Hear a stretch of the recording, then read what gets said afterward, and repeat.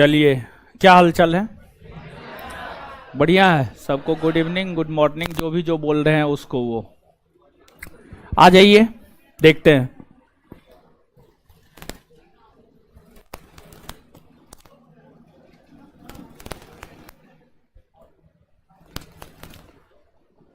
आ जाइए। सबसे पहले पिछले क्लास का रिवीजन कर लेते हैं और इसके बाद फिर आगे बढ़ जाएंगे। गुप्त शासकों ने भारत के किन किन राज्यों में शासन करना प्रारंभ किया? बिहार और गुप्त काल में सबसे ज्यादा विकास किस क्षेत्र में हुआ? साहित्य और स्वर्ण काल किस काल को कहा जाता? गुप्त काल।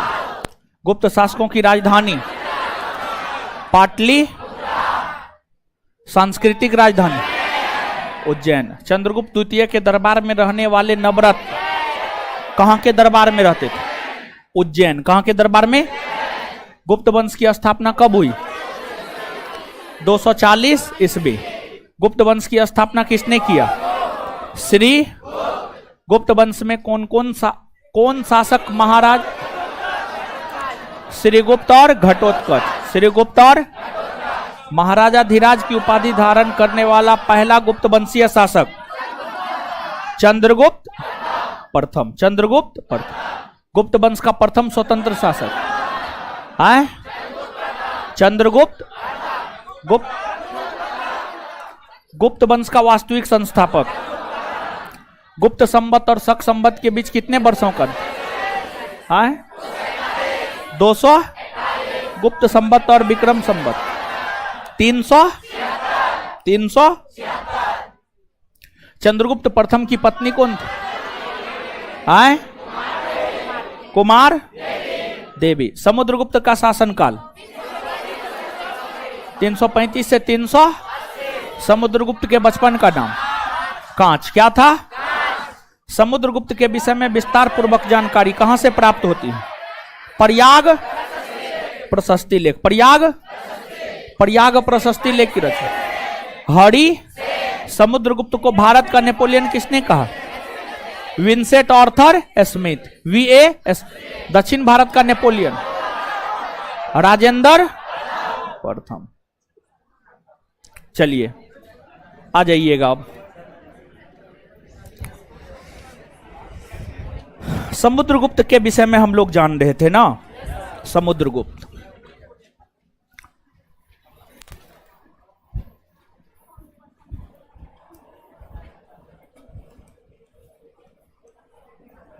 समुद्रगुप्त देखिए, थोड़ा कॉपी दीजिए तो जी।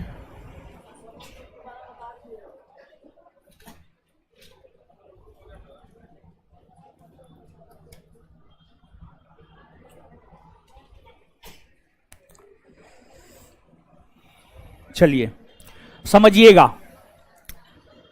समुद्रगुप्त के विषय में लास्ट पॉइंट हम आपको यह बताए थे कि समुद्रगुप्त उत्तर भारत के 9 राज्य और दक्षिण भारत के 12 राज्य। दक्षिण भारत के 12। समुद्रगुप्त उत्तर भारत के जो 9 राज्य को जीता, उस 9 राज्य पर प्रत्यक्ष तौर पर शासन किया। उस 9 राज्य पर प्रत्यक्ष तौर पर शासन किया। लेकिन समुद्रगुप्त ने दक्षिण भारत के जो 12 राज्य को जीता, समुद्रगुप्त ने जो दक्षिण भारत के 12 राज्य को जीता, उस पर प्रत्यक्ष नहीं बल्कि अप्रत्यक्ष शासन किया। और दक्षिण भारत को लेकर समुद्रगुप्त ने समुद्रगुप्त ने 3 प्रकार के विजय की नीति अपनाई। दक्षिण भारत को लेकर समुद्रगुप्त ने 3 प्रकार के विजय की नीति अपनाई। और जो 3 प्रकार के विजय की नीति अपनाई, उसमें एक ग्रहण की नीति, दूसरा मोक्ष की नीति और तीसरा अनुग्रह की नीति। इसी तीनों को जब मिला दिया जाता है तो इसे कहा जाता है ग्रहण मोक्षानुग्रह, ग्रहण मोक्षानुग्रह। समुद्रगुप्त दक्षिण भारतीय राज्यों को लेकर जिस नीति का अनुसरण किया था उस नीति को कहा जाता है ग्रहण मोक्षानुग्रह, ग्रहण मोक्षानुग्रह। अब कहिएगा ग्रहण मोक्षानुग्रह क्या होता है, ग्रहण मोक्षानुग्रह क्या होता है? तो आप देख पा रहे होंगे कि ये जो शब्द है ग्रहण मोक्षानुग्रह, ये शब्द 3 शब्दों से मिलकर बना है। ये शब्द 3 शब्दों से मिलकर बना है। एक शब्द है ग्रहण, दूसरा है मोक्ष और तीसरा है अनुग्रह। देखिए ग्रहण, ग्रहण की नीति के तहत समुद्रगुप्त ने सबसे पहले दक्षिण भारतीय राज्य के राजाओं को पराजित किया और उसको अपने अधीन कर लिया। दक्षिण भारतीय राज्य के राजाओं को पराजित किया और पराजित करके उसको अपने अधीन कर लिया, अपने अधीन कर लिया, अपने अधीन कर लिया। ग्रहण के अंतर्गत, एक बार फिर से आप सुनेंगे, ग्रहण के अंतर्गत समुद्रगुप्त ने दक्षिण भारतीय राज्यों का अभियान किया, वहां के राजा को पराजित किया और उस राजा को अपने अधीन कर लिया। उस राजा को जो अपने अधीन समुद्रगुप्त ने किया उसी को ग्रहण कहा गया, उसी को ग्रहण कहा गया। फिर दूसरा मोक्ष, राजा को अपने अधीन किया, ग्रहण, और फिर राजा को स्वतंत्र कर दिया, फिर राजा को स्वतंत्र कर दिया। पहले अपने अधीन कर लिया पराजित करके, और फिर मोक्ष मतलब स्वतंत्र कर दिया, राजा को आजाद कर दिया, राजा को स्वतंत्र कर दिया, राजा को स्वतंत्र कर दिया। और अनुग्रह, इसके अंतर्गत जो है राजा को उसका राज भी लौटा दिया। राजा को तो स्वतंत्र किया, वो मोक्ष, और अनुग्रह राजा के अनुनय विनय प्रार्थना करने पर जो है उसके राज्य को भी लौटा दिया, उसके राज्य को भी लौटा दिया, राजा के राज्य को भी लौटा दिया। इसी को कहा गया अनुग्रह। और इन्हीं तीनों नीतियों को सम्मिलित रूप से कहा जाता है ग्रहण मोक्षानुग्रह, ग्रहण मोक्षानुग्रह। मतलब सबसे पहले राजा को पराजित कर उसको अपने अधीन कर लिया, फिर राजा को स्वतंत्र कर दिया, और फिर राजा को उसके राज्य को भी लौटा दिया। तो इससे समुद्रगुप्त को फायदा क्या हुआ? इससे समुद्रगुप्त को फायदा यह हुआ कि समुद्रगुप्त की उदारता नजर आई। दक्षिण भारत के राजाओं को लगा कि नहीं, ये तो जीत भी लिया, हमको स्वतंत्र भी कर दिया, राज भी लौटा दिया।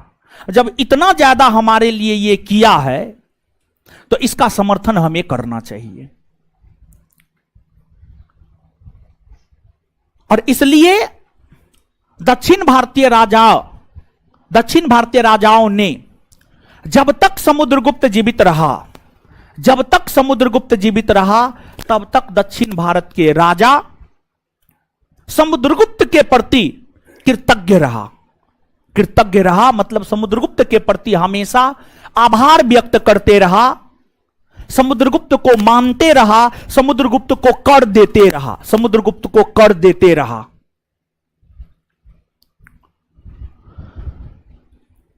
तो समुद्रगुप्त ने भारत के भीतर तो विजय अभियान किया ही।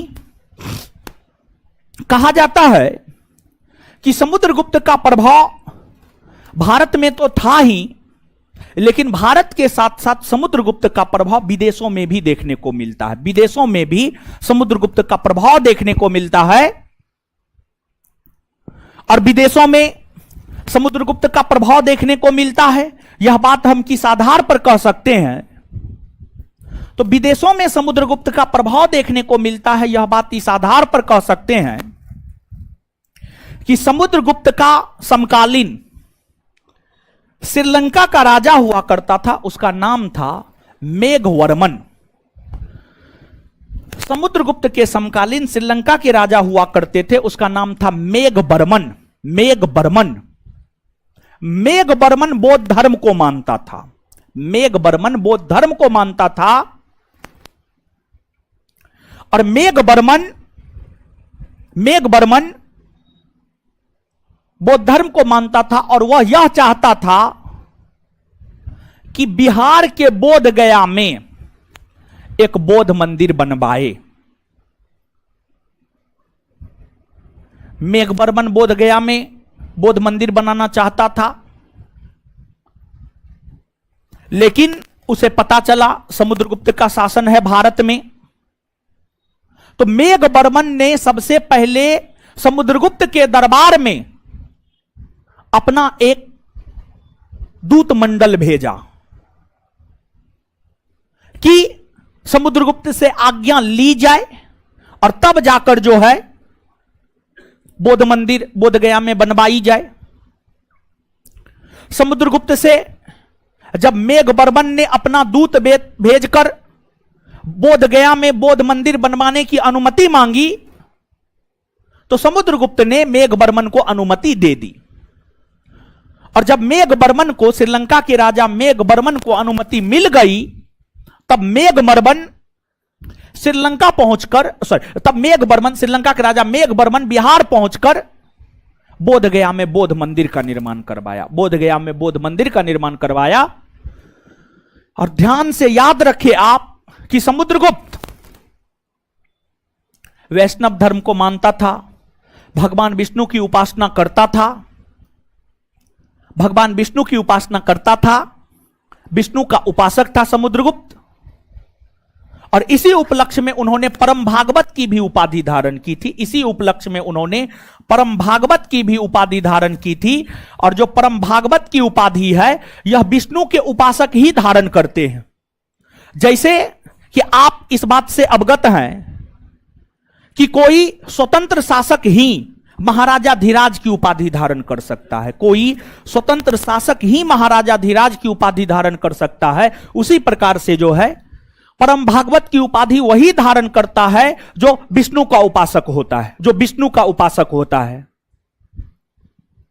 तो समुद्रगुप्त विष्णु के उपासक थे, इसी उपलक्ष्य में उन्होंने परम भागवत की उपाधि धारण की। और इस उपाधि को लेकर बड़ी विवाद है कि परम भागवत की उपाधि धारण सर्वप्रथम किसने किया है। तो सीधे तौर पर आप याद रखेंगे, परम भागवत की उपाधि धारण करने वाला प्रथम गुप्त वंशी शासक है समुद्रगुप्त। समुद्र, भले ही समुद्रगुप्त विष्णु के उपासक रहे हो, लेकिन ऐसा नहीं है कि बौद्ध धर्म, जैन धर्म को समुद्रगुप्त ने नकारा, नहीं नकारा।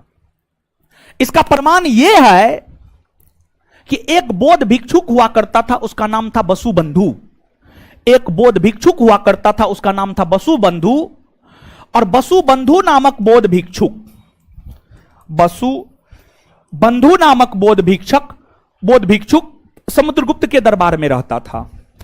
वसुबंधु नामक बौद्ध भिक्षुक जो है समुद्रगुप्त के दरबार में रहता था। इसके बाद अगर समुद्रगुप्त की बात करें तो समुद्रगुप्त के विषय में कहा जाता है कि समुद्रगुप्त सिर्फ एक साम्राज्यवादी और विजेता शासक ही नहीं था। समुद्रगुप्त साम्राज्यवादी और विजेता शासक तो था ही, साथ ही साथ समुद्रगुप्त विद्वान भी था। साथ ही साथ समुद्रगुप्त विद्वान भी था। और समुद्रगुप्त विद्वान भी था, यह बात इस आधार पर कहा जा सकता है कि समुद्रगुप्त के द्वारा जो है कुछ साहित्यों की रचना की गई है। समुद्रगुप्त के द्वारा कृष्णचरित नामक साहित्य की रचना की गई है। और समुद्रगुप्त के द्वारा जो कृष्णचरित नामक साहित्य की रचना की गई है, इसलिए इन्हें कविराज की भी उपाधि दी गई है। कविराज, इसलिए इन्हें कविराज की भी उपाधि दी गई है।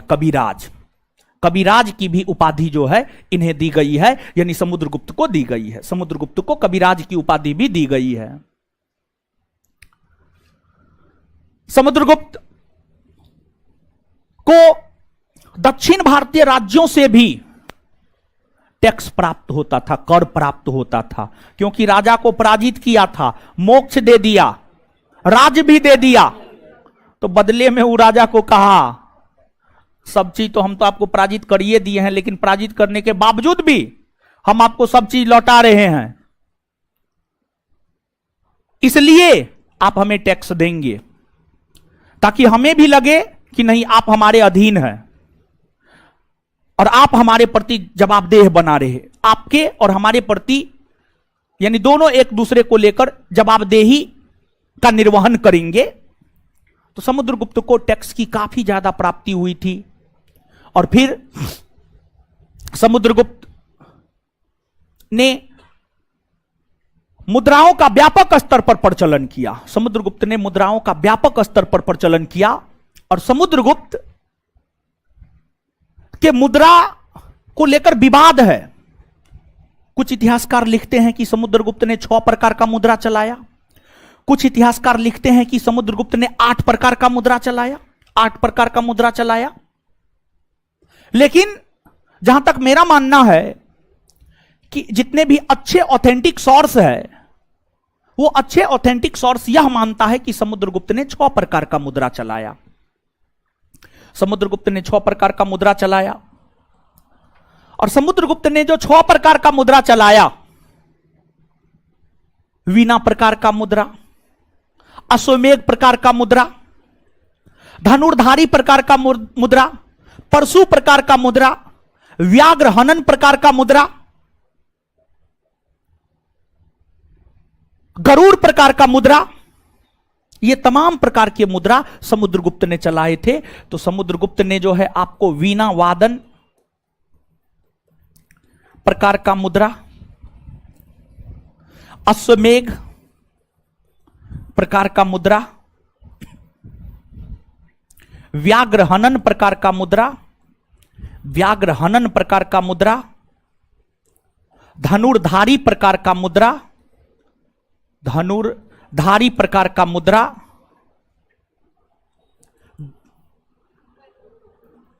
परशु प्रकार का मुद्रा, गरुड़ प्रकार का मुद्रा, ये 6 प्रकार के मुद्रा का प्रचलन समुद्रगुप्त ने किया था। और समुद्रगुप्त ने जो ये 6 प्रकार के मुद्रा का प्रचलन किया, इससे हमें कई बातों की जानकारी प्राप्त होती है, कई प्रकार की जानकारी इससे हमें प्राप्त होती है। क्या कई प्रकार की जानकारी हमें प्राप्त होती है? तो इससे हमें एक जानकारी यह प्राप्त होता है कि समुद्रगुप्त वीणा नामक वाद्य यंत्र बजाया करते थे। वीणा जो कि मां सरस्वती का वाद्य यंत्र है, वीणा मां सरस्वती का वाद्य यंत्र है। तो वीणा नामक वाद्य यंत्र बजाया करता था, यह जानकारी हमें प्राप्त होती है। आपसे पूछा जाता है कि कौन गुप्त शासक वीणा वादन किया करते थे? एकदम हंसिए, बतिया लीजिए, जो हंस रहे थे और बतिया रहे थे खड़ा हो जाइए। बताइए, एकदम आप लोग ने समझने में खड़ा होइए। हंस हंस के जो बतिया रहे थे खड़ा होइए ना, उसको पता है, लेकिन फिर भी आप खड़ा नहीं हो रहे हैं। हम आएंगे तो हम कूट देंगे पहले, ठीक है, तब तो हम खड़ा करबे करेंगे। हाँ खड़ा होइए, अरे खड़ा होइए जी, जल्दी खड़ा होइए। हाँ आप नहीं, कुछ हाँ खड़ा रहिए। अब आप हंस हंस के बतिया रहा था। बताइए कितना निर्लज है, अभी वो हंस रहा है। पिछले क्लास में भी एगो को खड़ा किए थे ना, किए थे ना, इसको किए थे। और उस रोज वो रेड टी शर्ट पहन के आया था, आज व्हाइट पहन के आया। चलिए खड़ा रहिए। अब तो ऐसे आप लोग कैसे सही हो जाइएगा? नहीं ना होइएगा। चंद्रगुप्त मौर्य ऐसे चंद्रगुप्त मौर्य थोड़े बन गया, नहीं बना। तो आपको हमको चंद्रगुप्त मौर्य बनाना है, तो उसके लिए अनुशासन में लाना होगा। तो हम आपको अनुशासन में लाएंगे, आप समझ जाइएगा, चिंता मत कीजिए। 10 रोज 15 रोज डेली 2-4 गो लड़का लड़की को खड़ा करेंगे तो अपने समझ जाइएगा, ठीक है। अरे ज्यादा से ज्यादा क्या होगा, खड़ा होइएगा, शर्मिंदगी महसूस होगा तो अगले क्लास से बात नहीं कीजिएगा। उससे ज्यादा शर्मिंदगी महसूस होगा, क्लास छोड़ दीजिएगा, छोड़ दीजिएगा, छोड़ दीजिएगा, ठीक है। हाँ तो खड़ा रहिए। अब आप यहां पे सुनिए आराम से। एक तो पहली बात यह है कि उनके सिक्कों से ही हमें यह जानकारी प्राप्त होता है कि वह वीणा वादन किया करते थे, वीणा बजाया करते थे। दूसरी बात, अश्वमेध प्रकार का सिक्का, इससे हमें यह जानकारी प्राप्त होता है कि समुद्रगुप्त ने अश्वमेध यज्ञ का भी आयोजन करवाया था, अश्वमेध यज्ञ का आयोजन करवाया था। देखिए, अश्वमेध यज्ञ सामान्य तौर पर राजा अपने साम्राज्य का विस्तार करने को लेकर या करने के बाद अश्वमेध यज्ञ का आयोजन करवाता है। और देखिए, होता यह है, इस यज्ञ में होता यह है कि राजा अपना घोड़ा छोड़ देता है। राजा का घोड़ा जहां तक के भूमि को नाप देता है, जहां तक चले जाता है, वहां तक उस राजा का राज्य माना जाता है, वहां तक उस राजा का राज्य माना जाता है। तो समुद्रगुप्त साम्राज्यवादी तो था ही, तो उन्होंने अश्वमेध यज्ञ का भी आयोजन करवाया था। इस बात की जानकारी हमें सिक्कों से प्राप्त होती है, उनके द्वारा जारी किए गए सिक्कों से प्राप्त होती है। तो यह है समुद्रगुप्त के विषय में।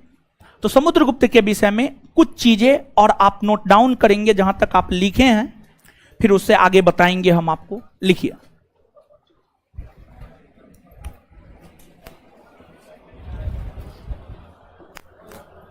लिखिए,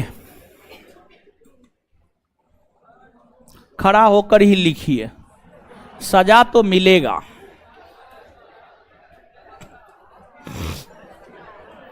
लिखिए, लिखिए,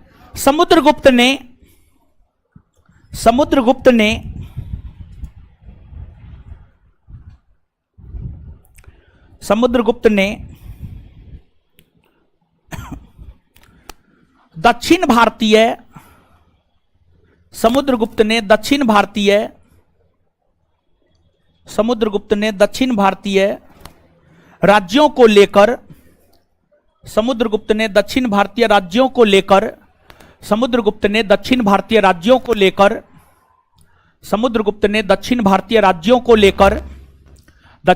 राज्यों को लेकर ग्रहणा मोक्षानुग्रह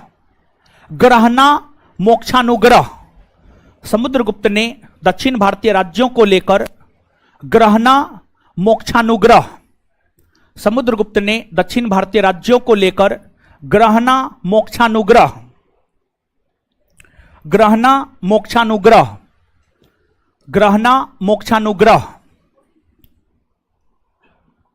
समुद्रगुप्त ने दक्षिण भारतीय राज्यों को लेकर ग्रहणा मोक्षानुग्रह की नीति अपनाई। ग्रहणा मोक्षानुग्रह की नीति अपनाई।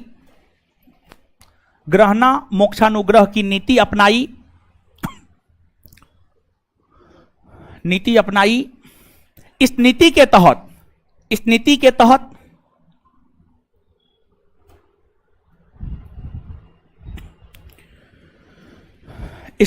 तहत सर्वप्रथम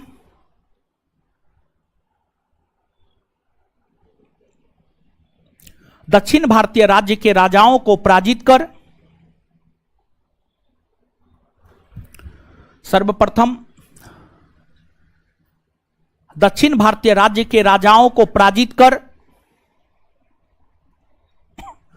दक्षिण भारतीय राज्य के राजाओं को पराजित कर उसे अपने अधीन कर लिया। दक्षिण भारतीय राज्य के राजाओं को पराजित कर उसे अपने अधीन कर लिया। दक्षिण भारतीय राज्य के राजाओं को पराजित कर उसे अपने अधीन कर लिया। उसे अपने अधीन कर लिया। तत्पश्चात राजा को मुक्त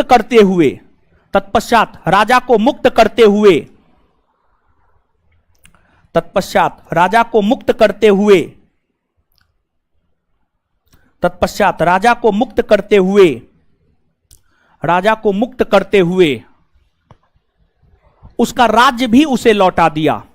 तत्पश्चात राजा को मुक्त करते हुए उसे उसका राज्य भी लौटा दिया। राजा को मुक्त करते हुए उसे उसका राज्य भी लौटा दिया। राजा को मुक्त करते हुए उसे उसका राज्य भी लौटा दिया। राजा को मुक्त करते हुए उसे उसका राज्य भी लौटा दिया। उसे उसका राज्य भी लौटा दिया। यही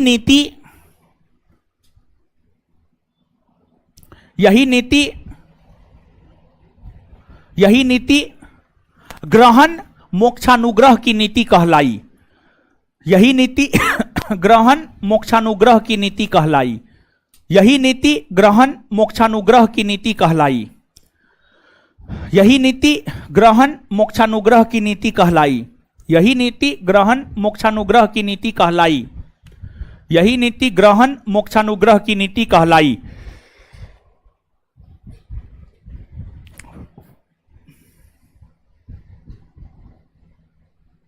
नीचे सब स्टार मार मार के लिखते जाइएगा। समुद्रगुप्त विष्णु का उपासक था।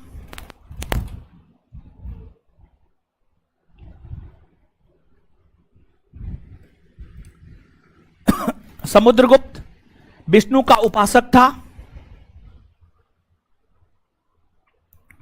समुद्रगुप्त विष्णु का उपासक था। समुद्रगुप्त विष्णु का उपासक था। समुद्रगुप्त विष्णु का उपासक था।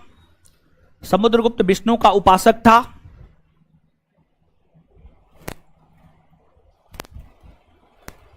विष्णु का उपासक था। इस उपलक्ष्य में उन्होंने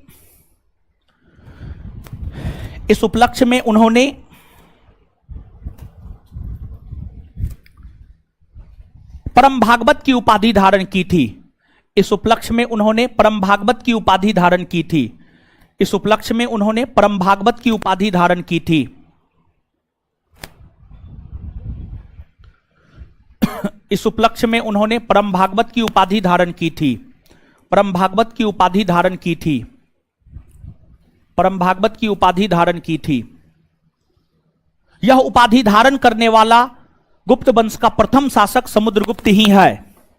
यह उपाधि धारण करने वाला गुप्त वंश का प्रथम शासक समुद्रगुप्त ही है। किसका बैग है जी? बैग हटाइए तो यहां से, इधर उधर जाने में हमको डिस्टर्ब होता है। ठीक है, बैग हटाइए। जब जगह है तो बैग हटाइए ना, जगह नहीं रहता तब ना। क्या जी? यह उपाधि धारण करने वाला गुप्त वंश का प्रथम शासक, यह उपाधि धारण करने वाला गुप्त वंश का प्रथम शासक समुद्रगुप्त था। यह उपाधि धारण करने वाला गुप्त वंश का प्रथम शासक समुद्रगुप्त था। यह उपाधि धारण करने वाला गुप्त वंश का प्रथम शासक समुद्रगुप्त था। गुप्त वंश का प्रथम शासक समुद्रगुप्त था। Full stop. Next point. Samudragupta के दरबार में वसुबंधु नामक बौद्ध भिक्षु, समुद्रगुप्त के दरबार में वसुबंधु नामक बौद्ध भिक्षुक, वसुबंधु नामक बौद्ध भिक्षुक रहा करता था। समुद्रगुप्त के दरबार में वसुबंधु नामक बौद्ध भिक्षुक रहा करता था। समुद्रगुप्त के दरबार में वसुबंधु नामक बौद्ध भिक्षुक रहा करता था।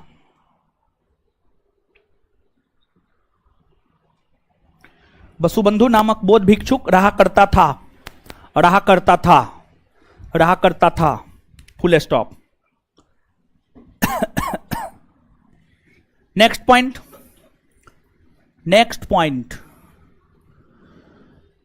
समुद्रगुप्त का प्रभाव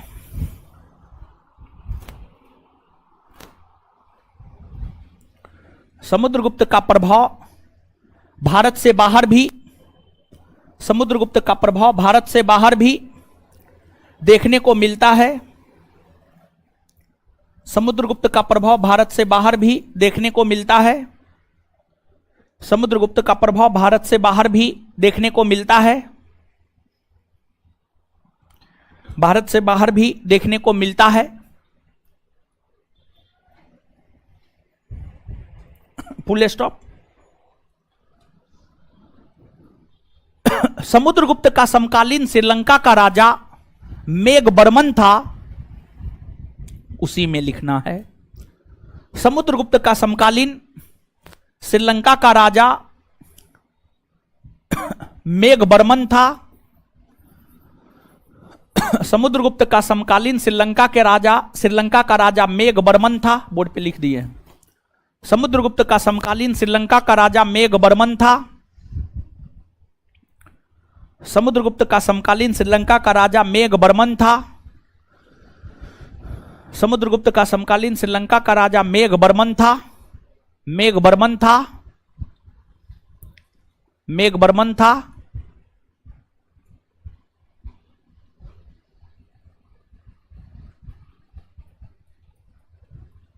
मेघवर्मन था।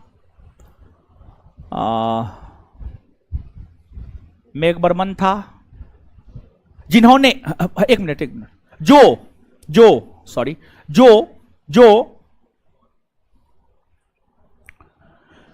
बोधगया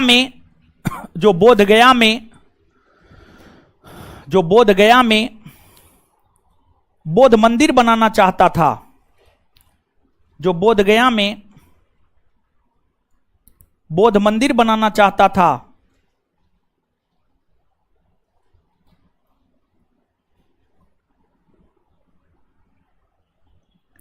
जो बोधगया में बौद्ध मंदिर बनाना चाहता था। जो बोधगया में बौद्ध मंदिर बनाना चाहता था।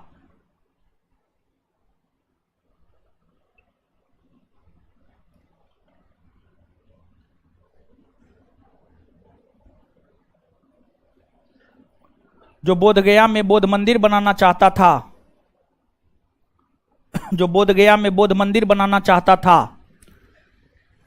जिसकी अनुमति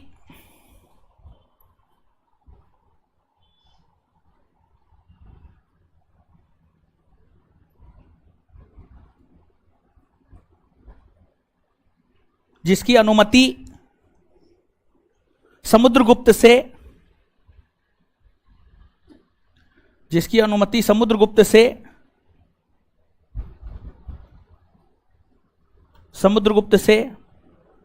मेघवर्मन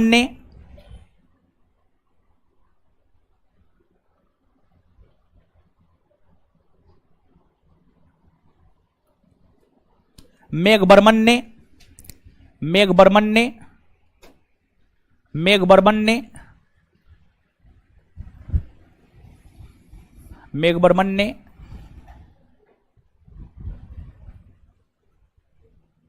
लिया।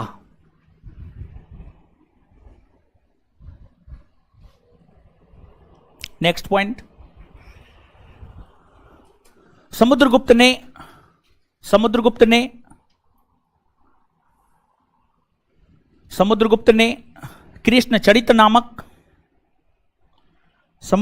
कृष्णचरित नामक ग्रंथ की रचना की। समुद्रगुप्त ने कृष्णचरित नामक ग्रंथ की रचना की।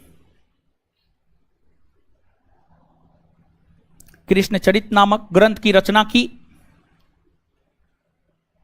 जिस कारण उन्हें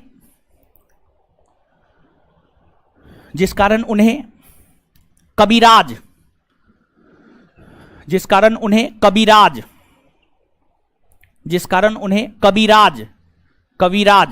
भी कहा जाता है। कविराज जिस कारण उन्हें कविराज भी कहा जाता है। Next point. समुद्रगुप्त ने 6 प्रकार के सिक्का चलाए। समुद्रगुप्त ने 6 प्रकार के सिक्का चलाए। 1 नंबर में वीणा वादन प्रकार का सिक्का। 1 नंबर में वीणा वादन प्रकार का सिक्का। 1 नंबर में वीणा वादन प्रकार का सिक्का। 1 नंबर में वीणा वादन प्रकार का सिक्का। वीणा वादन प्रकार का सिक्का। वीणा वादन प्रकार का सिक्का। वीणा वादन प्रकार का सिक्का। 2 नंबर में अश्वमेघ प्रकार का सिक्का। 2 नंबर में अश्वमेघ प्रकार का सिक्का।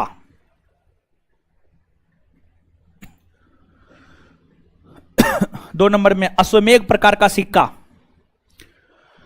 3 नंबर में व्याघ्रहनन प्रकार का सिक्का, 3 नंबर में व्याघ्रहनन प्रकार का सिक्का,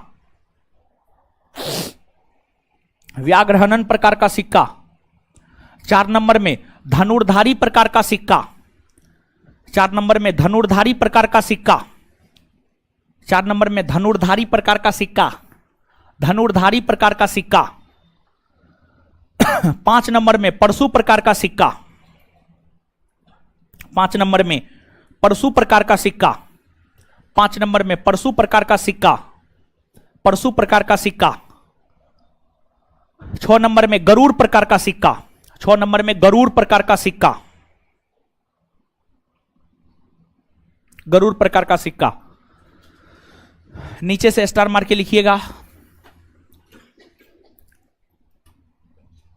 समुद्रगुप्त के द्वारा चलाए गए, समुद्रगुप्त के द्वारा चलाए गए सिक्कों से ही, समुद्रगुप्त के द्वारा चलाए गए सिक्कों से ही,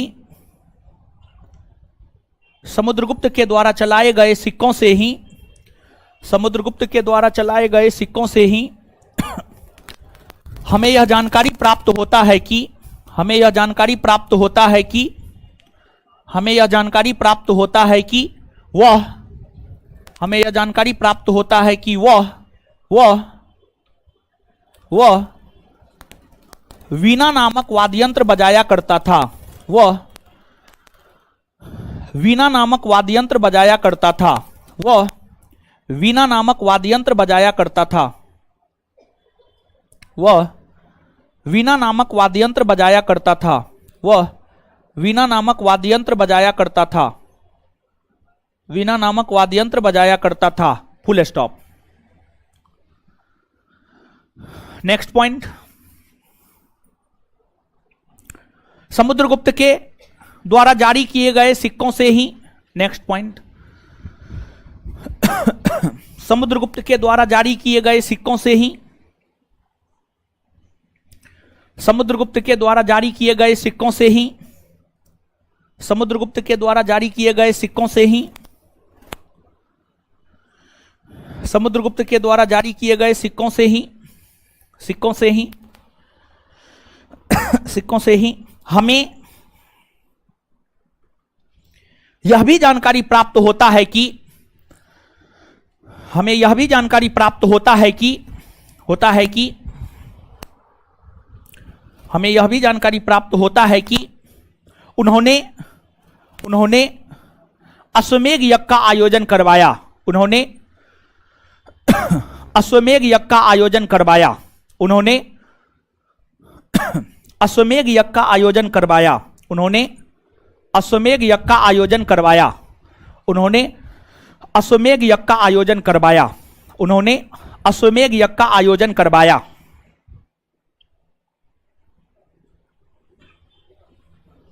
चलिए अब बैठ जाइए, आप बैठ जाइए। अब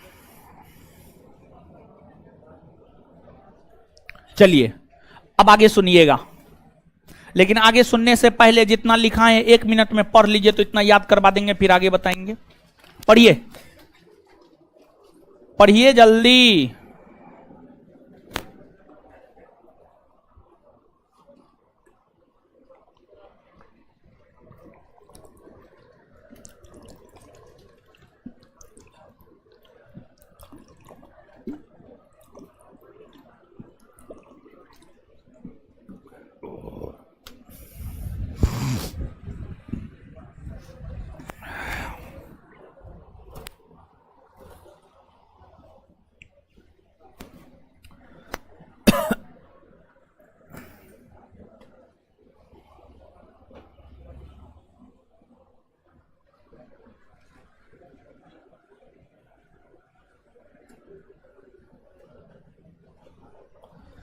पढ़िए हो।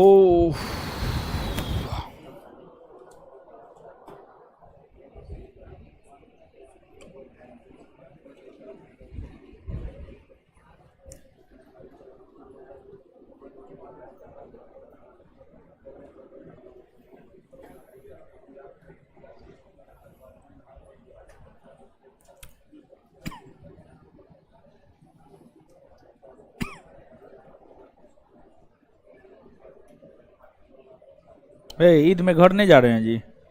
ईद में घर नहीं जा रहे हैं आप? का नहीं हो रहा है ईद? कहीं नहीं जा रहे हैं?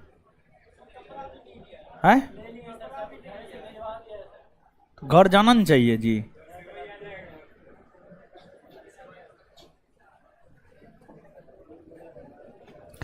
हम तो, मेरा रूम मालिक जो है मुस्लिम है, ठीक है, हम यानी मुसलमान के घर में रहते हैं, और उसमें जानते हैं पहले तो सुनते थे, और वो 4-5 भाई है, ठीक है, तो एक भाई का बेटा और एक भाई का बेटी, हाल फिलहाल में कुछ दिन पहले दोनों का शादी हुआ है, ठीक है। पहले सुनते थे लेकिन उसके प्रत्यक्षदर्शी हो गए, उसका जाके भोज भी खाए हम, समझे।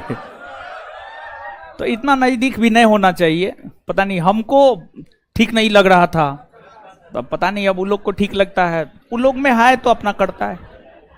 चलिए तो हमको सब चीज आ जाता है, आप लोग नहीं भी दीजिएगा ना तो हमको सब चीज आ जाता है। बकरीद में इतना मीट आता है कि हम 1 महीना तक वो बना बना करके खाते हैं, पूरा फ्रीज भर लेते हैं, समझे। 4-5 भाई ये सब काटता है, सब देता है, समझे। चलिए, हाय, क्या बोल रहे हैं, क्या बोल रहे हैं? क्लास को बंटवा दे, अच्छा।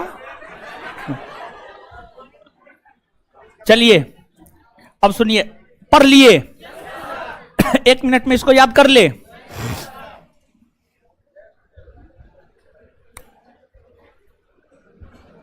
चलिए समुद्रगुप्त जो है दक्षिण भारतीय राज्यों को लेकर किस नीति का अनुसरण किया?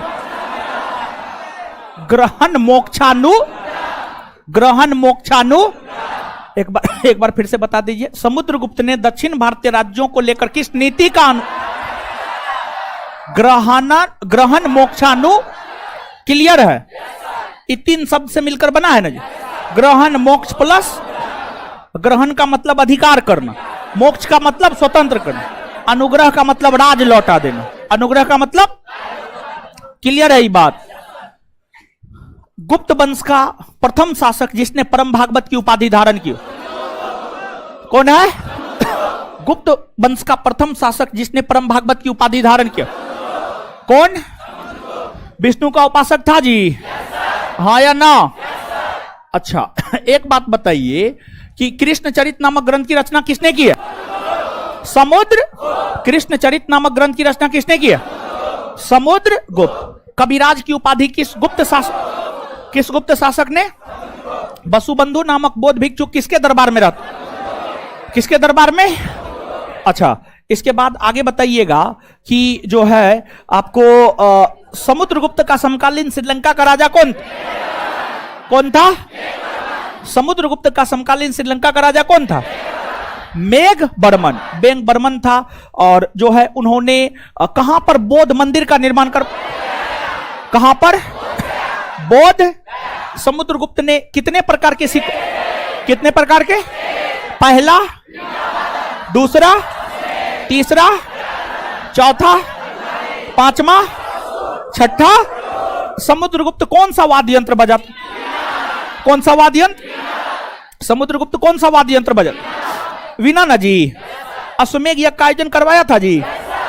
कौन गुप्त शासक अश्वमेध यज्ञ का आयोजन करवाया था? समुद्रगुप्त ना। चलिए ठीक है, आगे बढ़ते हैं। अब देखिए, गुप्त वंशावली में जो है समुद्रगुप्त के बाद जिस शासक का विवरण मिलता है उस शासक का नाम है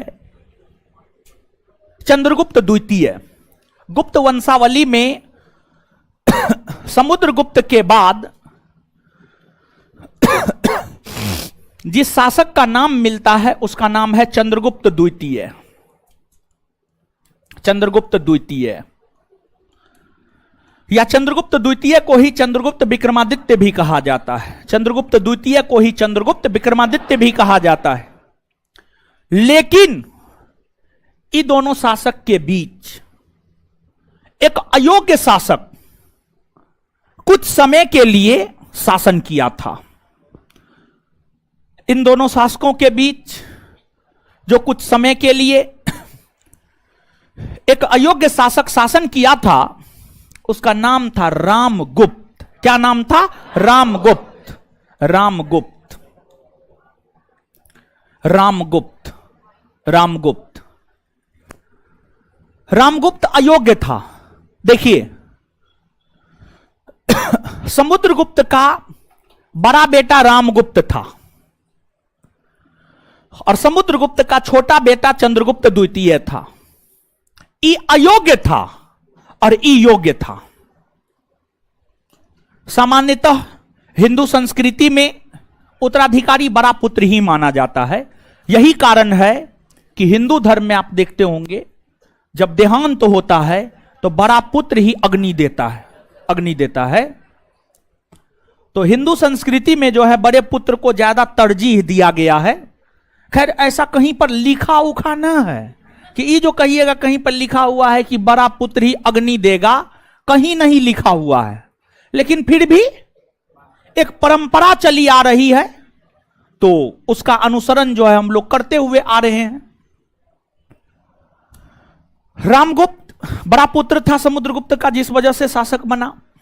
लेकिन रामगुप्त का संघर्ष शकों के साथ हुआ। रामगुप्त जब शासक बना था तो रामगुप्त का संघर्ष जो है शकों के साथ हुआ था, शक शासकों के साथ हुआ था। और शकों के साथ जो रामगुप्त का संघर्ष हुआ था, शकों के साथ जो रामगुप्त का संघर्ष हुआ था, इस संघर्ष में शकों की जीत हुई, रामगुप्त की हार हुई। शकों की जीत हुई और रामगुप्त की हार। तत्पश्चात शक और रामगुप्त के बीच समझौता हुआ और जब शक और रामगुप्त के बीच समझौता हुआ, शक और रामगुप्त के बीच जब समझौता हुआ तो इस समझौता के तहत रामगुप्त ने अपनी पत्नी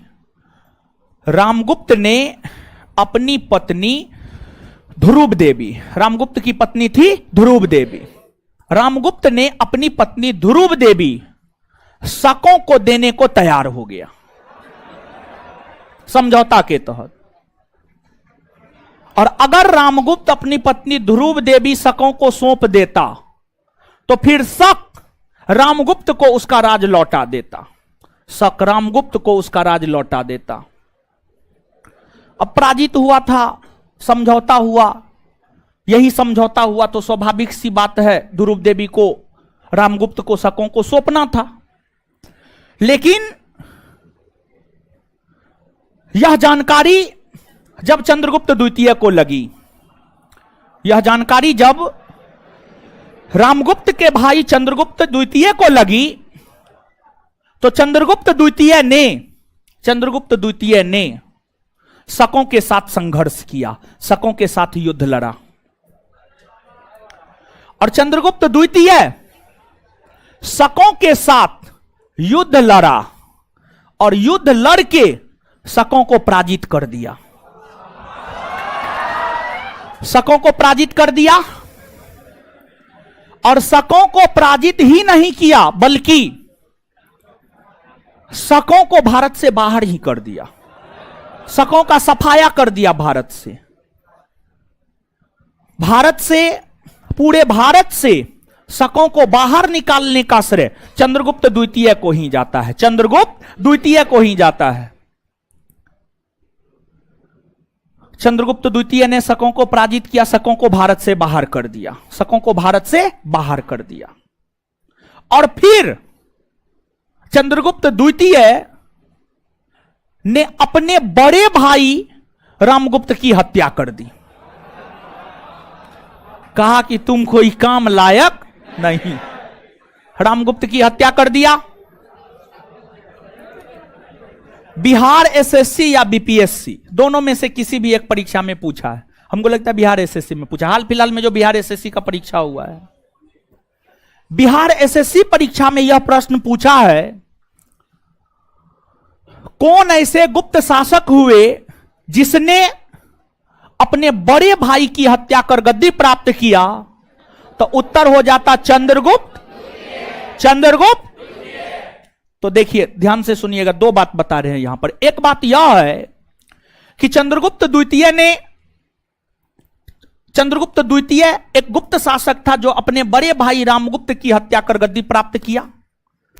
अशोक मौर्य शासक था जो अपने बड़े भाई सुसीम की हत्या कर गद्दी प्राप्त किया।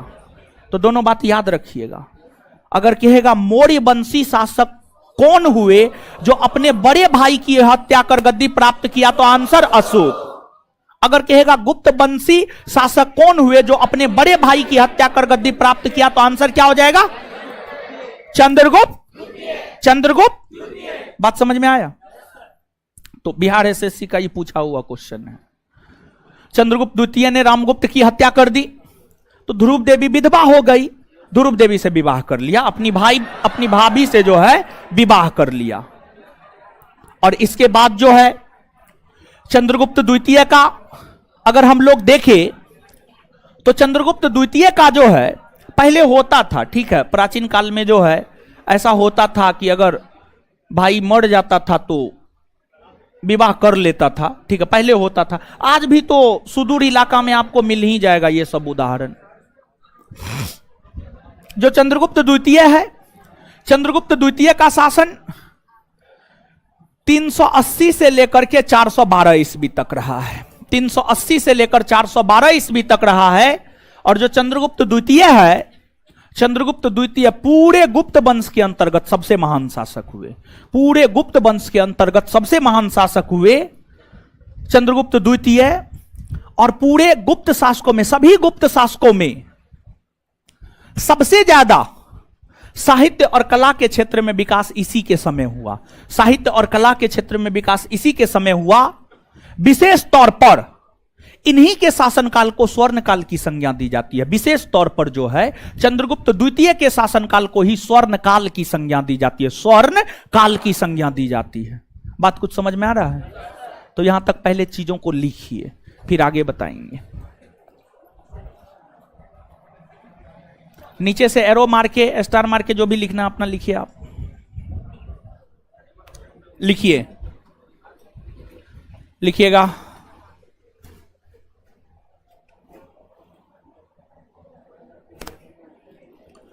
गुप्त वंशावली में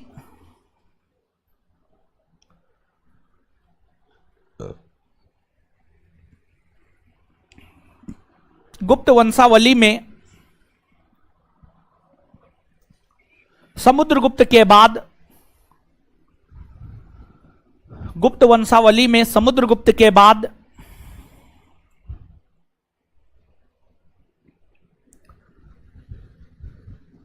चंद्रगुप्त द्वितीय का नाम शासक के तौर पर आता है। चंद्रगुप्त द्वितीय का नाम शासक के तौर पर आता है। चंद्रगुप्त द्वितीय का नाम शासक के तौर पर आता है। चंद्रगुप्त द्वितीय का नाम शासक के तौर पर आता है। चंद्रगुप्त द्वितीय का नाम शासक के तौर पर आता है। चंद्रगुप्त द्वितीय का नाम शासक के तौर पर आता है। चंद्रगुप्त द्वितीय का नाम शासक के तौर पर आता है। शासक के तौर पर आता है।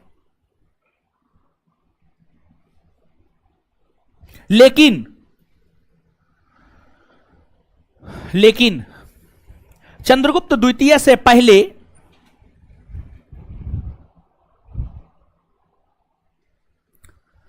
चंद्रगुप्त द्वितीय से पहले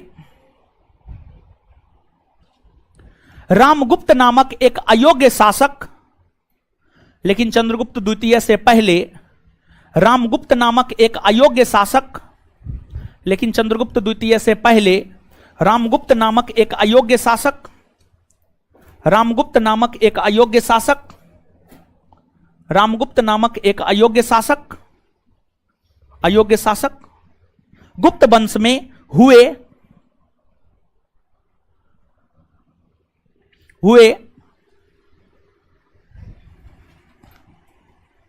रामगुप्त का संघर्ष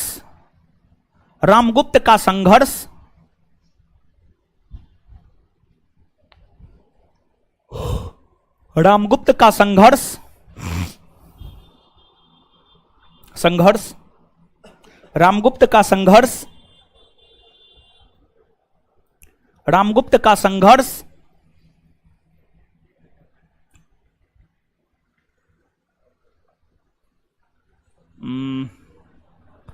शकों के साथ हुआ।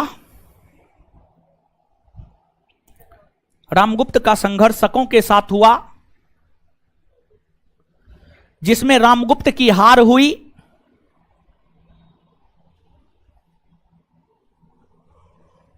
रामगुप्त का संघर्ष शकों के साथ हुआ, जिसमें रामगुप्त की हार हुई।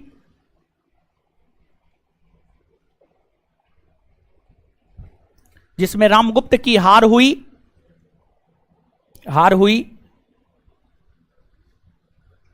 रामगुप्त ने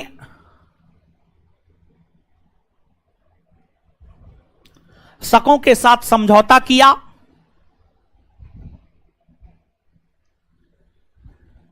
रामगुप्त ने शकों के साथ समझौता किया। रामगुप्त ने शकों के साथ समझौता किया और अपनी पत्नी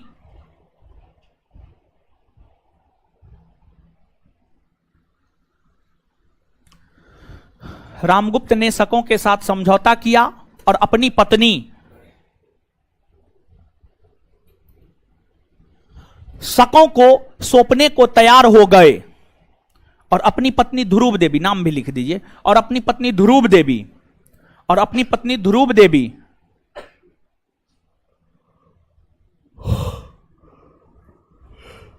और अपनी पत्नी ध्रुव देवी और अपनी पत्नी ध्रुव देवी शकों को सौंपने को तैयार हो गए। और अपनी पत्नी ध्रुव देवी शकों को सौंपने को तैयार हो गए। और अपनी पत्नी ध्रुव देवी शकों को सौंपने को तैयार हो गए। और अपनी पत्नी ध्रुव देवी शकों को सौंपने को तैयार हो गए। तैयार हो गए।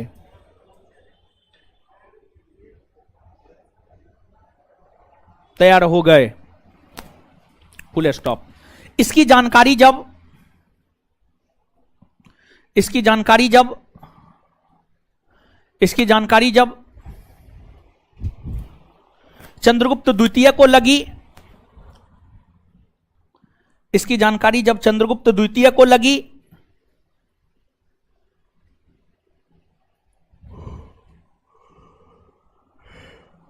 इसकी जानकारी जब चंद्रगुप्त द्वितीय को लगी,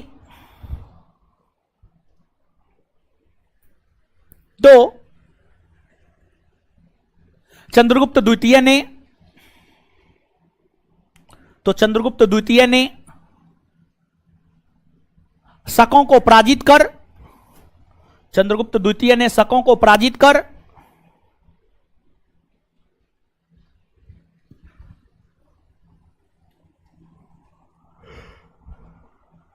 शकों को पराजित कर भारत से बाहर कर दिया। शकों को पराजित कर भारत से बाहर कर दिया। भारत से बाहर कर दिया।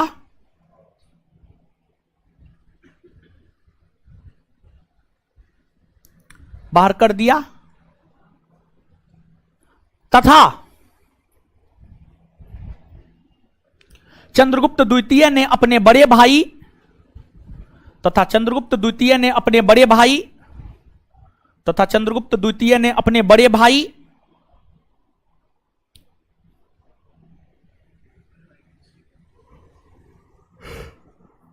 चंद्रगुप्त द्वितीय ने अपने बड़े भाई चंद्रगुप्त द्वितीय ने अपने बड़े भाई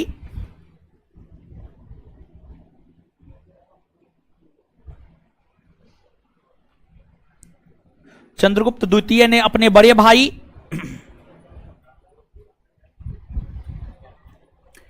रामगुप्त की हत्या कर दी। चंद्रगुप्त द्वितीय ने अपने बड़े भाई रामगुप्त की हत्या कर दी।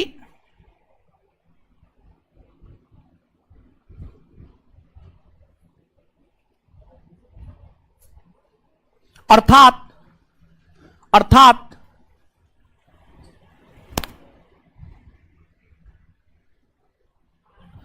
चंद्रगुप्त द्वितीय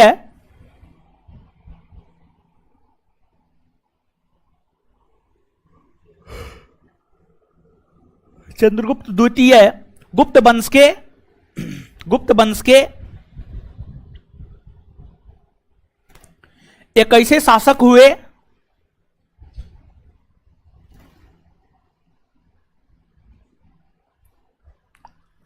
गुप्त वंश के एक ऐसे शासक हुए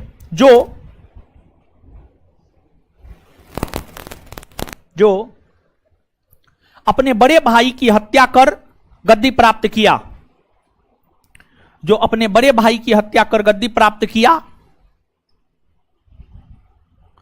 जो अपने बड़े भाई की हत्या कर गद्दी प्राप्त किया तथा अपनी भाभी ध्रुव देवी से विवाह कर लिया।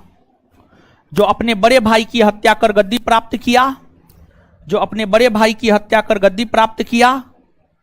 जो अपने बड़े भाई की हत्या कर गद्दी प्राप्त किया तथा अपनी भाभी ध्रुव देवी से विवाह कर लिया। तथा अपनी भाभी ध्रुव देवी से विवाह कर लिया। तथा अपनी भाभी ध्रुव देवी से विवाह कर लिया।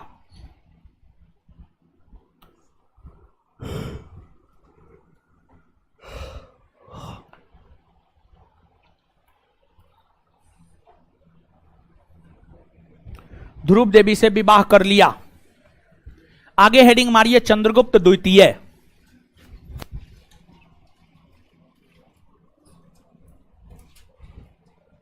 चंद्रगुप्त द्वितीय कॉस्ट में 380 ईस्वी से लेकर 412 ईस्वी।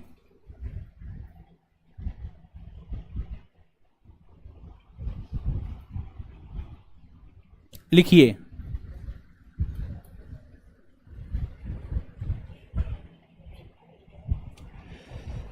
लिखिएगा। सभी गुप्त शासकों में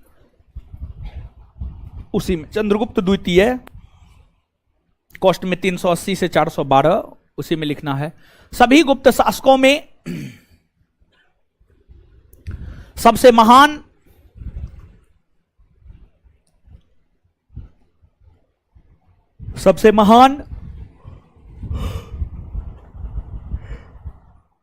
चंद्रगुप्त द्वितीय हुआ।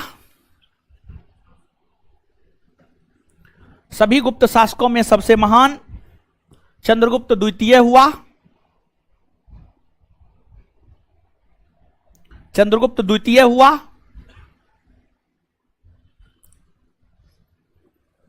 इनके काल में साहित्य और कला के क्षेत्र में सबसे ज्यादा विकास हुए।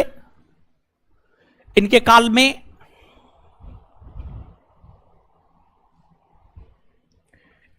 में साहित्य और कला के क्षेत्र में सबसे ज्यादा विकास हुए। इनके काल में साहित्य और कला के क्षेत्र में सबसे ज्यादा विकास हुए।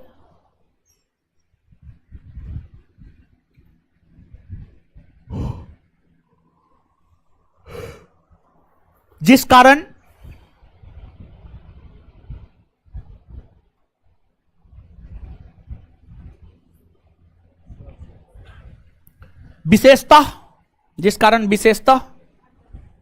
विशेषतः इन्हीं के शासनकाल को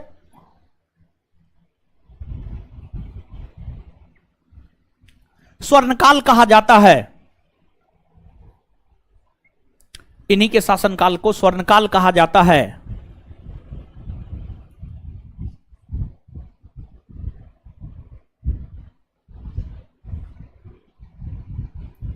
चलिए, अब हम चाहेंगे, यहां तक बता दिए थे, यहां तक लिखा दिए हैं। अब हम चाहेंगे जहां तक याद करवा दिए हैं आपको, उससे आगे जो हमने आपको लिखाया है उसको आप पढ़ेंगे, ठीक है? फिर उसको याद करवा देंगे, फिर आगे बढ़ेंगे, ठीक है? जल्दी पढ़िए।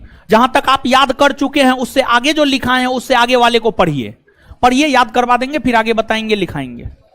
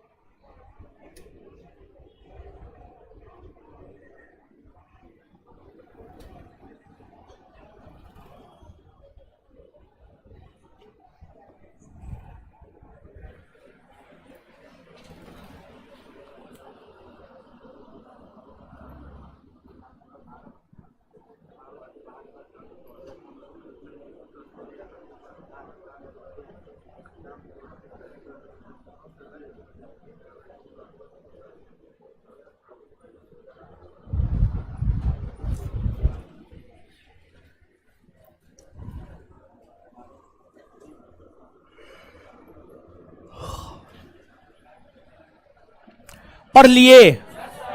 चलिए और सुनिए, एगो पॉइंट तो छूट गया हूं, बड़ी महत्वपूर्ण पॉइंट है। रामगुप्त के विषय में एगो बात छूट गया है। रामगुप्त तांबा का सिक्का जारी किया था, ये भी पूछा जाता है। ठीक है, छूट गया, अभी दिमाग में आया। जगह है चंद्रगुप्त द्वितीय या विक्रमादित्य लिखे हैं ना? ठीक है, लिखे हैं ना? तो उसमें एक एक पॉइंट ना लिखे हैं, एक एक पॉइंट ना लिखे हैं। तो जो एक पॉइंट आप लिखे हैं ना, उसी के नीचे नोट देकर के लिख लीजिए। नोट देकर के एक पॉइंट और लिखिए, तो नोट देकर के एक पॉइंट लिख, बड़ी महत्वपूर्ण पॉइंट है। रामगुप्त नामक अयोग्य शासक ने तांबे के सिक्का जारी किया, तांबा का सिक्का जारी किया। रामगुप्त नामक अयोग्य शासक ने तांबा का सिक्का जारी किया। रामगुप्त नामक अयोग्य शासक ने तांबा का सिक्का जारी किया।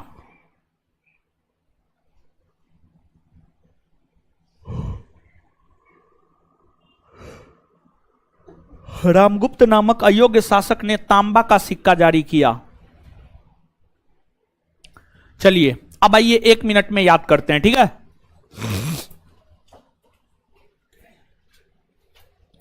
समुद्रगुप्त के बाद गुप्त वंशावली में किसका नाम आता है? चंद्रगुप्त। लेकिन इन दोनों के बीच एक अयोग्य शासक बना था, उसका क्या नाम, क्या नाम था? क्या नाम था? रामगुप्त का शकों के साथ संघर्ष हुआ। रामगुप्त की हार हुई। शकों से समझौता करके रामगुप्त अपनी पत्नी शकों को सौंपने वाला था, लेकिन इसकी जानकारी किसको मिल गई? चंद्रगुप्त। फिर चंद्रगुप्त द्वितीय ने क्या किया? शक को पराजित किया और शकों को भारत से, तो शकों को भारत से बाहर करने का श्रेय, शकों को भारत से बाहर करने का श्रेय चंद्रगुप्त। और शकों को भारत से बाहर किया और उसके बाद अपने बड़े भाई रामगुप्त की हत्या किया और फिर गद्दी पर बैठा और अपनी भाभी से विवाह किया। तो गुप्त वंश के कौन शासक हुए जो अपने बड़े भाई की हत्या कर गद्दी प्राप्त? कौन हुए? गुप्त वंश के कौन ऐसे शासक हुए जो अपने बड़े भाई की हत्या कर गद्दी प्राप्त किया? चंद्रगुप्त। चंद्रगुप्त द्वितीय हुआ। और इसके बाद जो है तांबे के सिक्के का प्रचलन किसने किया? तांबे के सिक्के का प्रचलन किसने किया? अच्छा, चंद्रगुप्त द्वितीय का शासनकाल कब से कब तक? कब से कब तक? पूरे गुप्त वंश के अंतर्गत सबसे महान शासक चंद्रगुप्त द्वितीय। किसके समय साहित्य और कला के क्षेत्र में सबसे ज्यादा? चंद्रगुप्त। किस गुप्त वंश के शासक के शासनकाल को स्वर्णकाल का? चंद्रगुप्त। चंद्रगुप्त। याद हुआ इतना? अब आगे सुनिए। सो रहा था क्या जी? आप देख के हंस रहे थे इसको? ये बोल रहा था, साथ में पढ़ रहा है। अच्छा, पान उन खाते हैं आप? पान उन खाते हैं? गुटखा उटका ऐसे कहिए। दांत धोते हैं कि नहीं धोते हैं? धोते हैं। चलिए अब समझिएगा। हाँ भले, कौन चीज क्या करते हैं आप? क्या करते हैं? हैं? जनरल का तैयारी करते हैं? ओ, ये तो विद्वान हो जाएगा एक रोज में। हाँ बोल रहा था ना, तो आप बोल नहीं रहे थे, आप उसी को देख रहे थे। कहाँ घर है आपका? आपका घर कहाँ? सीतामढ़ी। अच्छा चलिए, चंद्रगुप्त द्वितीय देखिए। चंद्रगुप्त द्वितीय शकों को अंतिम रूप से भारत से बाहर किया, और शकों को जब अंतिम रूप से भारत से बाहर किया चंद्रगुप्त द्वितीय ने, तो इस उपलक्ष्य में चंद्रगुप्त द्वितीय ने सकारी की उपाधि धारण की। सकारी, सकारी, सकारी, सकारी की उपाधि धारण की। तथा इस उपलक्ष्य में ही चंद्रगुप्त द्वितीय ने विक्रमादित्य की भी उपाधि धारण की। विक्रमादित्य, विक्रमादित्य, विक्रमादित्य। विक्रमादित्य का अर्थ होता है पराक्रम का सूर्य। पराक्रम का सूर्य विक्रमादित्य का अर्थ होता है। भारतीय इतिहास में कोई भी शासक जो युग परिवर्तनकारी काम किया, भारतीय इतिहास में कोई भी शासक जो युग परिवर्तनकारी काम किया, आमूलचूल परिवर्तन किया, उसने विक्रमादित्य की उपाधि धारण की। भारतीय इतिहास में टोटल 14 शासक हुए जिसने विक्रमादित्य की उपाधि धारण की, और भारतीय इतिहास में जो टोटल 14 शासक हुए जिसने विक्रमादित्य की उपाधि धारण की है, उन 14 शासकों में सबसे लोकप्रिय विक्रमादित्य चंद्रगुप्त द्वितीय हुआ। सबसे लोकप्रिय विक्रमादित्य चंद्रगुप्त द्वितीय हुआ। तो लिखिए, लिखिएगा, चंद्रगुप्त द्वितीय ने चंद्रगुप्त द्वितीय ने चंद्रगुप्त द्वितीय ने चंद्रगुप्त द्वितीय ने द्वितीय ने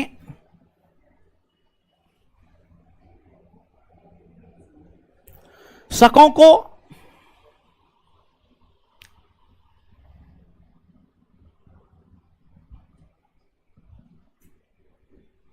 को चंद्रगुप्त द्वितीय ने शकों को भारत से बाहर करने के उपलक्ष्य में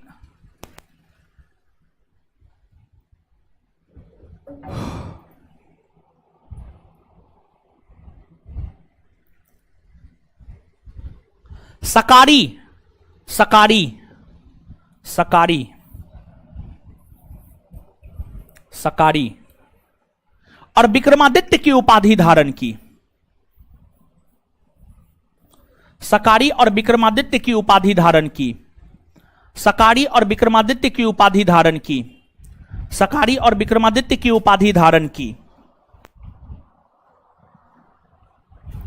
सकारी और विक्रमादित्य की उपाधि धारण की। और विक्रमादित्य की उपाधि धारण की। विक्रमादित्य की उपाधि धारण की। Full stop. उस अगला पॉइंट स्टार मार के, विक्रमादित्य का शाब्दिक अर्थ पराक्रम का सूर्य होता है।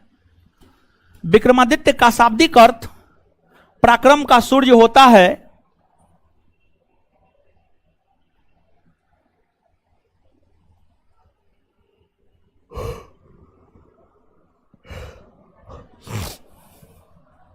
विक्रमादित्य का शाब्दिक अर्थ पराक्रम का सूर्य होता है। विक्रमादित्य का शाब्दिक अर्थ पराक्रम का सूर्य होता है। पराक्रम का सूर्य होता है। Full stop. उसी में कंटिन्यू। भारतीय इतिहास में कुल 14 शासक हुए। भारतीय इतिहास में कुल 14 शासक हुए। कुल 14 शासक हुए जिसने विक्रमादित्य की उपाधि धारण की। भारतीय इतिहास में कुल 14 शासक हुए जिसने विक्रमादित्य की उपाधि धारण की।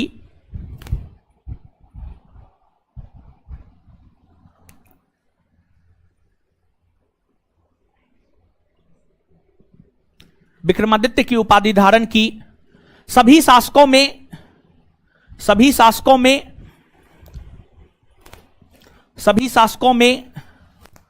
सबसे लोकप्रिय विक्रमादित्य। सभी शासकों में सबसे लोकप्रिय विक्रमादित्य। सभी शासकों में सबसे लोकप्रिय विक्रमादित्य। सभी शासकों में सबसे लोकप्रिय विक्रमादित्य चंद्रगुप्त विक्रमादित्य हुए।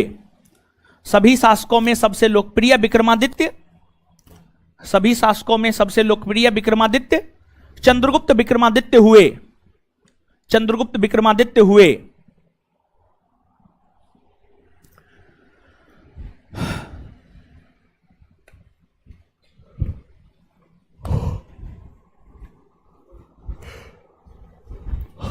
अब समझिएगा, आइएगा,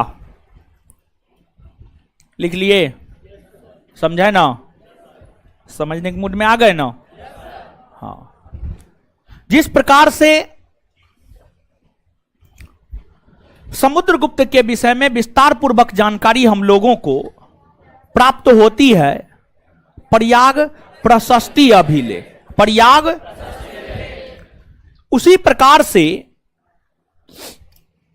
जो चंद्रगुप्त द्वितीय या चंद्रगुप्त विक्रमादित्य है, चंद्रगुप्त द्वितीय या चंद्रगुप्त विक्रमादित्य के विषय में जानकारी हमें विस्तार पूर्वक प्राप्त होती है मेहरौली स्तंभ लेख से, मेहरौली स्तंभ लेख से, मेहरौली स्तंभ लेख से। और जो मेहरौली स्तंभ लेख है यह आपको दिल्ली में है।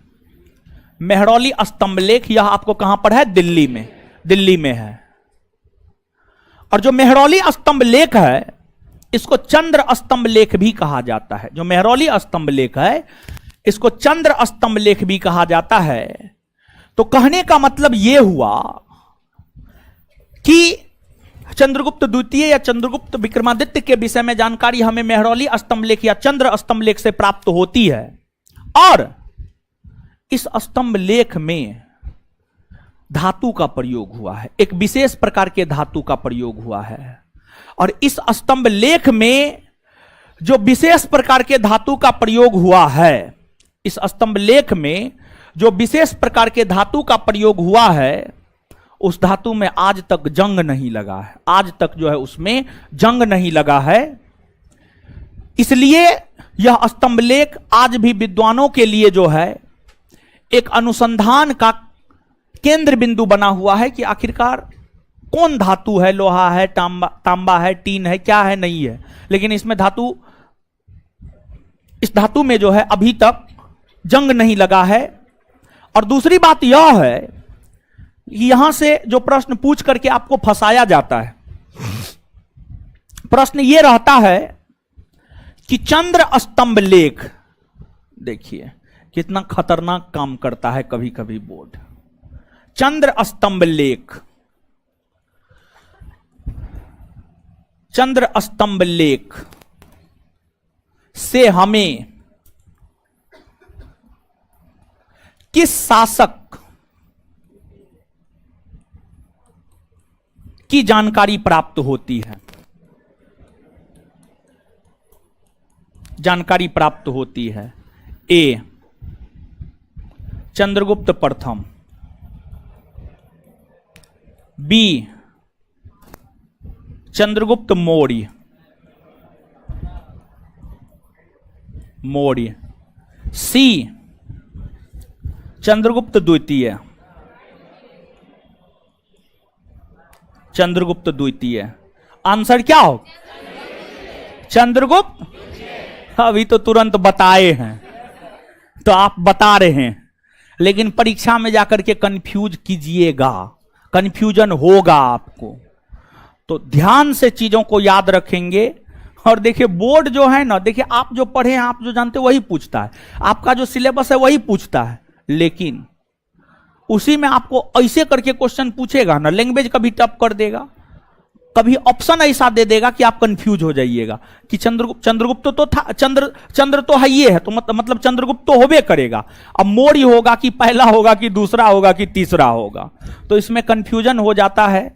तो कंफ्यूजन होना नहीं चाहिए, ठीक है। तो नीचे से आप लिखिएगा, नीचे से लिखिएगा चंद्रगुप्त द्वितीय के विषय में विस्तार पूर्वक जानकारी हमें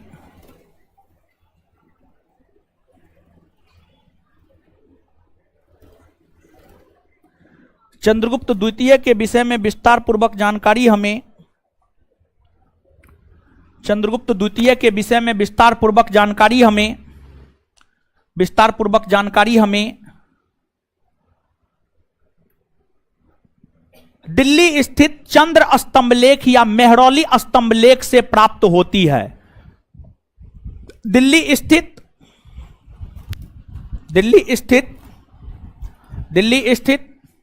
चंद्र स्तंभ लेख या मेहरौली स्तंभ लेख से प्राप्त होती है।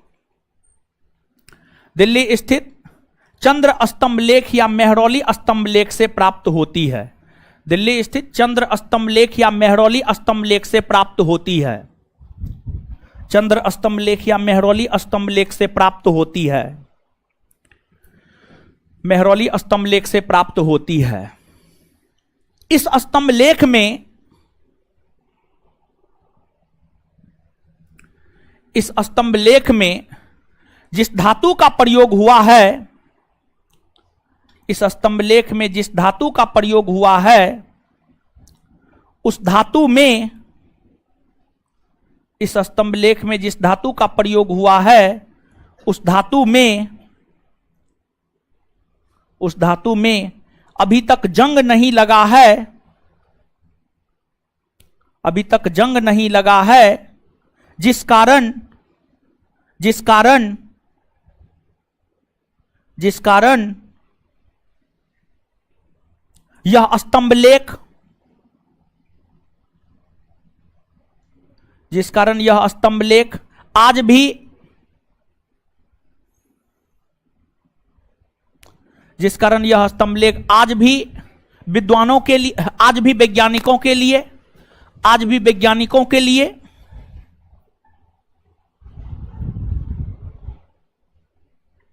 आज भी वैज्ञानिकों के लिए अनुसंधान का विषय,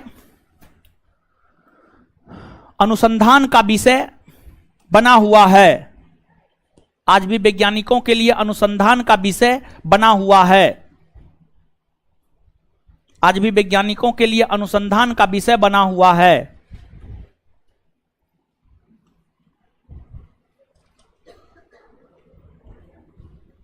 चलिए, अभी जितना लिखा, जहां तक आप याद कर चुके हैं, उसके बाद जितना लिखा है एक बार पढ़िए।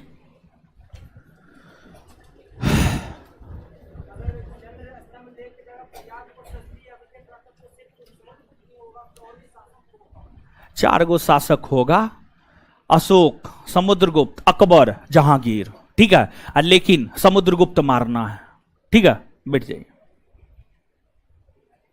उससे संबंध चार शासक का है, लेकिन मारना है हमेशा समुद्रगुप्त। कल डेली टेस्ट में क्वेश्चन दिए थे।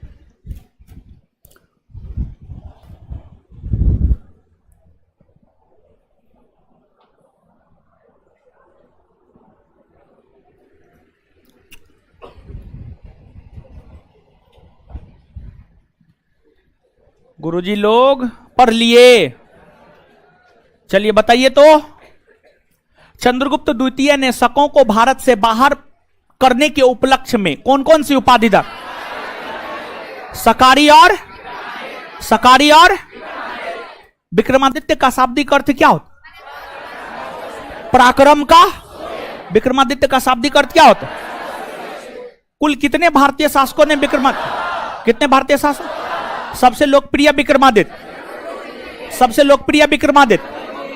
अच्छा, चंद्रगुप्त द्वितीय या चंद्रगुप्त विक्रमादित्य के विषय में जानकारी कहां से प्राप्त होती? चंद्र स्तंभ, और ये दिल्ली के मेहरौली में। कहां है? दिल्ली के मेहरौली, इसलिए इसको मेहरौली स्तंभ लेख भी कहा जाता है। तो चंद्र स्तंभ लेख के है या मेहरौली स्तंभ लेख के, दोनों एक ही बात ना? आए बोलिए ना जी, आए। अब नोट देकर के एगो पॉइंट लिखिए, देखिए सुनिए। जो ये लड़का क्वेश्चन किया था उसी को लिखवा रहे हैं।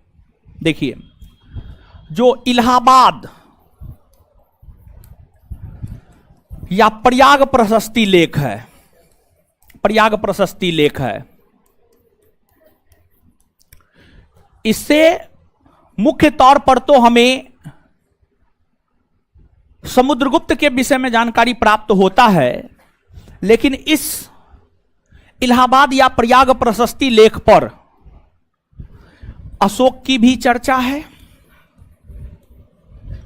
समुद्रगुप्त की भी चर्चा है,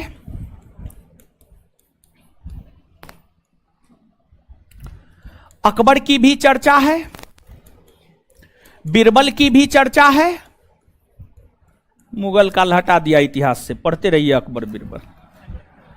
जहांगीर की भी चर्चा है। इस स्तंभ लेख पर इतने लोगों की चर्चा है।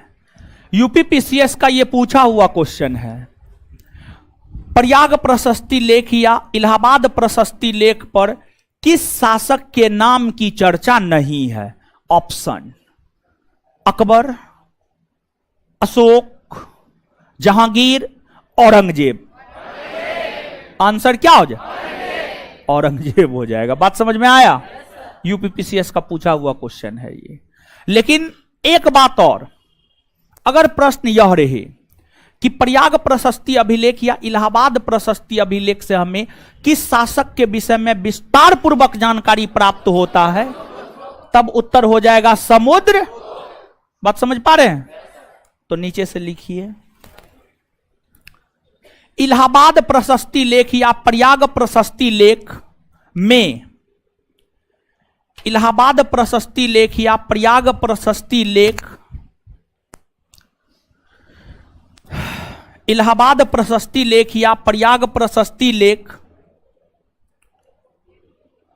इलाहाबाद प्रशस्ति लेख या प्रयाग प्रशस्ति लेख, इलाहाबाद प्रशस्ति लेख या प्रयाग प्रशस्ति लेख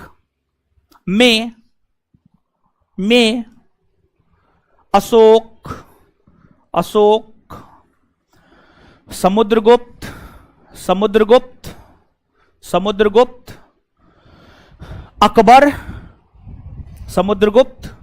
अकबर, बीरबल और जहांगीर, अकबर, बीरबल और जहांगीर, अकबर, बीरबल और जहांगीर की चर्चा देखने को मिलती है। जहांगीर की चर्चा देखने को मिलती है, जहांगीर की चर्चा देखने को मिलती है। चलिए, इतना बात याद हो गया ना? कोई दिक्कत नहीं ना है? ईद का छुट्टी हो लीजिएगा। कौन कौन लोग चाहते हैं ईद का छुट्टी हो? कौन कौन लोग चाहते नहीं हो? अच्छा ठीक है, कल आपके बैच में मेरा ही ना क्लास? हाँ होगा। और कल क्या होगा? आए हड़प्पा सभ्यता का। तो कल आपको क्या करके आना है पता है? हड़प्पा सभ्यता पढ़ के आना है। हड़प्पा सभ्यता, और हड़प्पा सभ्यता का क्वेश्चन आपको मिल गया है ना? आए हाँ, तो क्वेश्चन लेते आइएगा, क्वेश्चन आंसर कल हड़प्पा सभ्यता का करवा देंगे। ठीक है, इससे आगे मिलते हैं कल। हमको निकलने दीजिए, तब आप लोग निकलिएगा। धन्यवाद सभी लोगों का।